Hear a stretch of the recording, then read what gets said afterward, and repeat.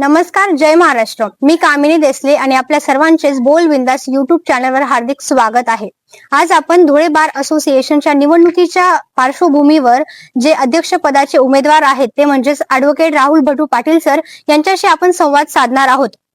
वकिलांच्या दैनंदिन अडचणी, न्यायालयीन अधिकार आणि त्याचबरोबर जे प्रॅक्टिस करणारे वकील आहेत त्यांना दैनंदिन जीवनामध्ये ज्या अडचणी येतात त्या सर्व मुद्द्यांवर आपण त्यांच्याशी संवाद साधून त्यांच्याकडून आपण याच्यावर उपाययोजना जाणून घेणार आहोत. चला तर मग आजची ही आपली मुलाखत सुरू करूया. सर्वात आधी आपण बोलबिंदाच्या चॅनलवर ऍडव्होकेट राहुल भटू पाटील सर यांचे खूप खूप स्वागत आहे सर. माझा सर्वात पहिला प्रश्न असा आहे तुमच्याशी की जे धुळे बार असोसिएशन मध्ये सर्वात महत्वाचा आणि मोठा प्रश्न म्हणजे जे ज्युनियर ऍडव्होकेट्स आहेत तसेच महिला आणि त्याचबरोबर जे नवीन प्रॅक्टिस करणारे वकील आहेत तर त्यांच्या सिटिंग अरेंजमेंट त्यांना बसण्याची खूप मोठी समस्या आहे. तर यावर आपला काय उपाययोजना आहेत? सर्वात महत्वाचा विषय असा आहे की ज्युडिशियल सिस्टम मध्ये दोन कंपोनंट, बार आणि बेंच. ओके. बेंचला असं वाटतं आम्ही या सिस्टमचे ओनर आहोत आणि ऍडव्होकेट्स हे आउटसाइडर आहेत. 50 वर्षाच्या मागच्या कार्यकाळात या सेन्सने वकिलांचा प्रभाव किंवा वकिलांसाठी सिटिंग अरेंजमेंट असेल, इन्फ्रास्ट्रक्चर मध्ये त्यांचं स्थान असेल, हे कमी होत गेलं ग्रॅज्युअली.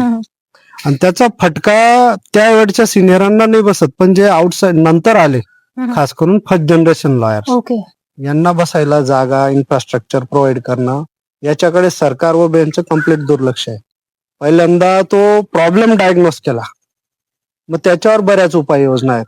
आता सुदैवाने आमची नवीन बिल्डिंग होते, म्हणजे कम्प्लीट ज्युडिशियल सेटअप पहिल्या जागेत नंतरच्या जागेत या नवीन जागेत शिफ्ट होणार आहे. पण त्याच्यात सेम प्रॉब्लेम की ज्युनियरला जागा नाही बसायला. सर मग त्याच्यासाठी आम्ही आंदोलन केलं, हायकोर्टाला कळवलं, सरकारला कळवलं, बेंचशी भांडण केलं. म्हणून आम्हाला हायकोर्टाने पहिल्यांदा महाराष्ट्राच्या इतिहासात, भारताच्या इतिहासात हायकोर्टाने पत्र दिलं की आम्ही तुमची मागणी अफ्रेश कन्सिडर करून, तुमची बारची स्ट्रेंथ कन्सिडर करून तुम्हाला जागा देऊ, हा शब्द दिलेला आहे. पण आता बिल्डिंगचं काम चालू आहे. बिल्डिंग कम्प्लीट झाल्यानंतर आमच्या ज्युनियरांना बसण्यासाठी जागेचा लढा हा तीव्र राहील म्हणजे राहील. ओके सर, हा प्रश्न जो आहे सिटिंग अरेंजमेंटचा तो आत्ताचा नाही, खूप जुना आहे. जे मागच्या वर्षी होता त्याच्या मागच्या वर्षी देखील होता. तर मग यावेळेस असं आपण काय वेगळं करणार की त्याच्यामुळे तो तोडगा निघेल त्या समस्येवर? मला आधीच म्हटलं मी, नवीन building judicial setup complete shift होत आहे, म्हणून नवीन इथं रिक्रिएट करायची गरज नाही. जो होतोय ना त्याच्यातच आपल्याला स्पेस मिळवायचा आहे. मग त्याच्यासाठीचा आमचा लढा हा कंटिन्युअस आहे, ऑनगोईंग आहे आणि अपूर्ण आहे. मग याला फायनॅलिटी बिल्डिंगचं काम कम्प्लीट झाल्यावरच होईल. मग मीन होईल आम्हाला तो प्रयत्न करायचा आहे, म्हणून तो या इलेक्शनचा प्रमुख मुद्दा झालेला आहे. ओके सर, सध्या आपण बघतो आहे की सगळीकडे डिजिटल सुरू आहे, AI सुरू आहे. तर आपण आपल्या कोर्टमध्ये किंवा बारमध्ये असं काय आपण सुरू करतो आहे, जसं की ई लायब्ररी झाली, डिजिटल लायब्ररी झालं किंवा अपडेटेड सर्व सोर्स झाले. तर हे करण्यासाठी आपण आधुनिक तंत्रज्ञान काय वापरू शकतो ज्याच्यामुळे अजून एक चांगला इम्पॅक्ट आपल्या बार असोसिएशन कोर्टात होईल? असं जे अवेलेबल टूल्स आहेत सगळेच ऑनलाईन वगैरे सगळं करू शकतो आपण, सगळं आपल्याकडे आहे सगळं. पण प्रश्न तोच येतो परत जागेचा. ओके. स्पेस नसल्यामुळे, जागा नसल्यामुळे हे सगळं आता या सेटअप मध्ये होणं थोडं अवघड आहे. करतोय आपण. पण याच्यावर काही उपाययोजना राहतील का पुढे? जर वकील बांधवांनी आपल्याकडे जर आपल्याकडे जर कल दाखवला, म्हणजे आपल्याकडे जर ज्युनियरांसाठी 2 वर्ष लढलेलो आहोत, बारसाठी प्रामाणिक प्रयत्न केलेले आहेत, कल आहेच, त्याबद्दल काही शंका नाही आमच्या मनात. मग नवीन बिल्डिंग असेल किंवा या एक्झिस्टिंग सेटअप मध्ये नवीन बिल्डिंग होईपर्यंत परत स्पेस अक्वायर करू आणि तिथे या सगळ्या गोष्टी आम्ही करू. सर, जे आपलं आत्ताचं कोर्ट आहे त्याच्यामध्ये जे कॅन्टीन्स आहेत बाहेर, बऱ्यापैकी कॅन्टीन्स तिथे अवेलेबल आहेत, तर तिथे थोडा एक हायजीनचा प्रश्न आहे. तर ते हायजीन मेंटेन ठेवण्यासाठी त्याच्यावर अजून आपण काही केलेलं आहे का कोर्टामार्फत की काहीतरी उपाययोजना राबवण्यासाठी? त्या सर्व गोष्टींवर उपाय आम्ही केलेत. रेट वगैरे साठी आम्ही आधीचा कॅन्टीनवाला काढला, नवीन आणला, हायजीनचे वगैरे प्रश्न हे केले. पण आत्ताचा सगळ्यात महत्वाचा प्रश्न तर आमच्याकडे जे आहे ते हिसकावण्याचा प्रयत्न आहे. सध्या आमच्या पुढे टार्गेट हेच आहे की जे आहे ते टिकवायचं, त्याच्यात हे करायचं. कारण आम्हाला ती खाली करण्याची बऱ्याच वेळा नोटीस दिली. यांच्या अशा कृत्याने हायजीन नाही, हे नाही, ते नाही, तेच मुद्दे बेंच आणि PWD पुढे करून आमच्याकडनं हिसकावताय पाहत आहेत. मग जे यांच्याकडनं केलं जातं हे बारच्या विरोधातलं, बारद्रोही आहे. आता जसं कॅन्टीनचा प्रश्न वर आपण चर्चा केली, तसंच त्याचबरोबर पार्किंगची देखील एक समस्या आहे की तिथे मोठ्या प्रमाणात गाड्या असतात आणि जे नागरिक बाहेरून येतात त्यांच्या समस्या घेऊन, त्याचबरोबर जे कोर्टातले जे वकील बांधव आहेत त्यांना देखील त्या पार्किंगच्या सुविधा म्हणजे अडचणीमुळे प्रॉब्लेम्स निर्माण होतात. तर त्याच्यावर काय आपली उपाययोजना आहे? कसं आहे, 1860 पासून हा सेटअप कोर्टाचा इथं आहे. एवढ्या वर्षानंतर हा प्रॉब्लेम येईलच. हो. साधारणतः मी प्रॅक्टिसला आलो तेव्हा 300 वकील होते, आज 1700 वकील आहेत. 1700 वकील आहेत. एवढी स्ट्रेंथ आपली एवढी झपाट्याने वाढली, तशी वाहनं वाढली. पूर्वी वकिलांकडे सायकल असणं सुद्धा मोठं वाटायचं. त्यानंतर मोटरसायकल, आता कार. बहुतेक लोक कार, मोटरसायकल हे सगळं वाढलेलं असल्यामुळे जागा तेवढीच, ती काही रबरासारखी स्ट्रेस तर नाही करता येणार. तर त्याच्यासाठी उपाययोजनांसाठी आम्ही प्रशासनाकडे हे करून बरेच म्हणजे 8 ते 9 हजार स्क्वेअर फूट जागा जिथं जजेसच्या गाड्या लागलेल्या राहायच्या, त्याच्यासाठी शेड बनवायला लावलं त्यांना प्रशासनाला. त्या गाड्या तिकडे शिफ्ट झाल्या म्हणजे आमच्या 100 मोटरसायकलींची व्यवस्था तिथं होईल. नंतर ब्लाइंड असायलम म्हणून जी जागा अनअटेंडेड पडली होती ती पण ताब्यात घेतली, साफसफाई केली, तिथेही जागा होऊ शकते. सगळ्यात महत्वाचा विषय आता अंडरग्राऊंड गटार, रस्त्याचं काम आणि पेवर ब्लॉकचं काम चाललंय. ते काम चालू असल्यामुळे थोडंफार त्रास सहन करायला लागतो, आणि थोडे दिवस हा त्रास सहन केला तर कम्प्लीट पार्किंगचा प्रश्न सॉर्ट आउट होऊन जाईल. आणि महत्वाचं, नवीन बिल्डिंग मध्ये 5 एकर जागा आहे, ही 3.5 आहे, ती 5 एकर जागा आहे. 5 एकर जागेच्या पुढे पण 2-3 एकर जागा आहे. भविष्यात हा पार्किंग हा विषय राहणार नाही, हा समस्या बिलकुल राहणार नाही. त्याच्यासाठीच आमची blue print, road map, mindset complete तयार आहे. मीन्स जर तुमच्याकडे वकिलांनी तर तुम्हाला निवडून दिलं यावेळेस अध्यक्ष म्हणून, तर निश्चितच तुम्ही पुढच्या भविष्यासाठी पुढच्या दृष्टिकोनाने हे अपूर्ण काम पूर्ण करण्यासाठी या टर्मला परत उभं राहायचं ठरवलं. अदरवाईज आमची इच्छा नव्हती ना, आम्हाला तर अवस्था बिलकुल नव्हती.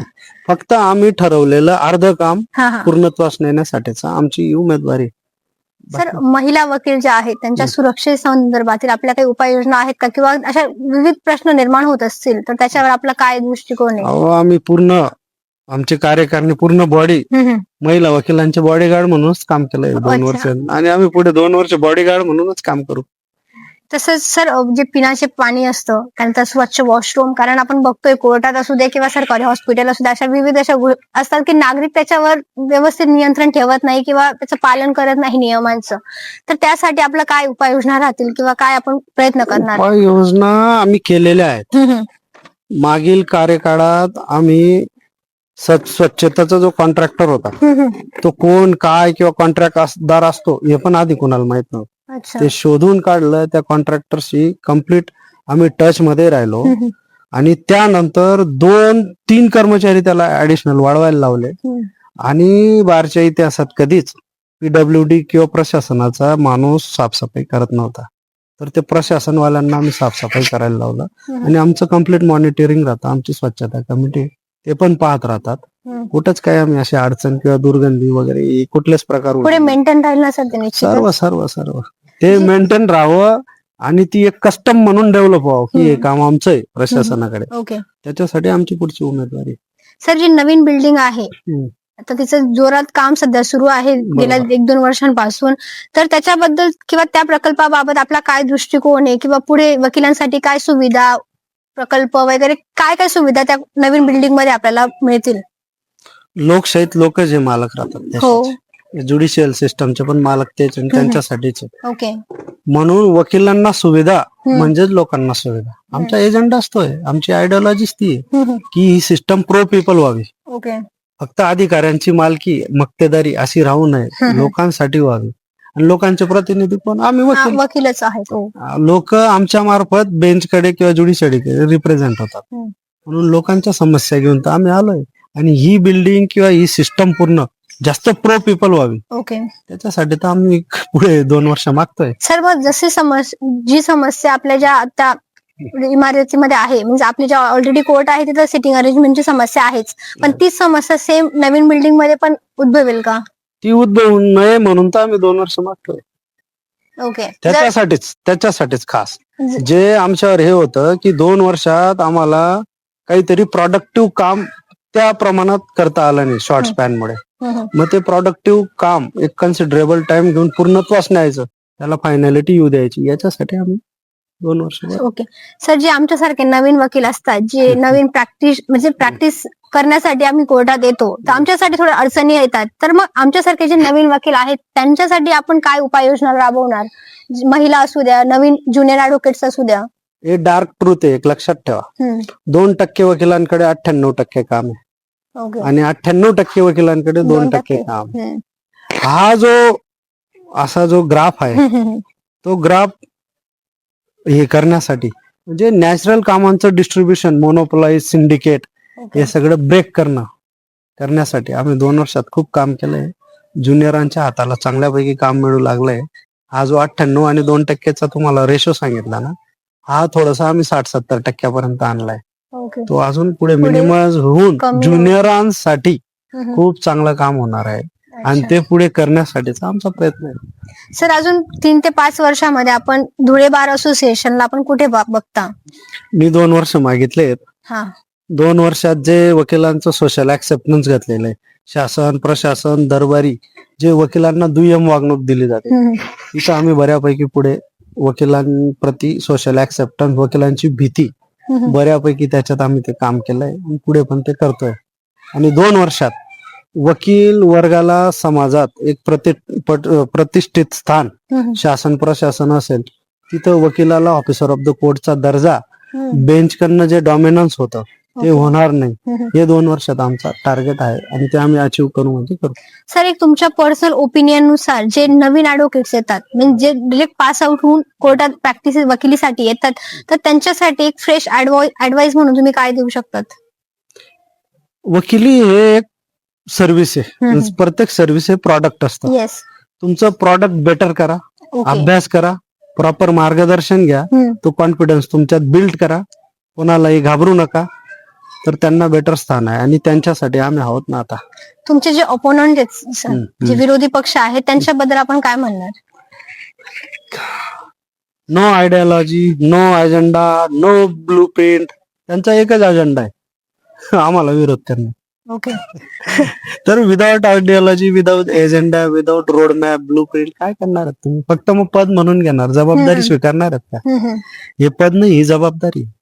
मग ते पद भूषवतील, जबाबदारीने पार पाडू शकतात. ओके, मीन्स तुमच्या म्हणण्यानुसार असं आहे की जे अपोजिट वाले आहेत त्यांच्याकडे प्रॉपर रोड मॅप नाहीये, त्यांचे विशिष्ट असे उद्दिष्ट नाहीये, फक्त निवडून यायचं असं त्यांचं धोरण आहे. हे म्हणणं खरं आहे का? खरं तसंच आहे ना, अगदी. त्यांना पद पाहिजे. ओके, पद पाहिजे म्हणून ते करताय. मी पद म्हणून नाही घेते, मी जबाबदारी म्हणून घेतोय. जर त्यांना पद म्हणून घ्यायचं नसतं तर त्यांनी माझ्यावर टीका करण्याऐवजी, फक्त विरोध करण्याऐवजी त्यांचा पण काहीतरी आयडियोलॉजी, अजेंडा आणला असता ना. इलेक्शनला 4 दिवस राहिले, तुमच्याकडे काही मला विरोध करण्या व्यतिरिक्त काय एजेंडा आहे? ओके. निवडून आल्यानंतर सर पुढच्या 100 दिवसात आपला काय रोड मॅप असेल, काय स्ट्रॅटेजी असेल?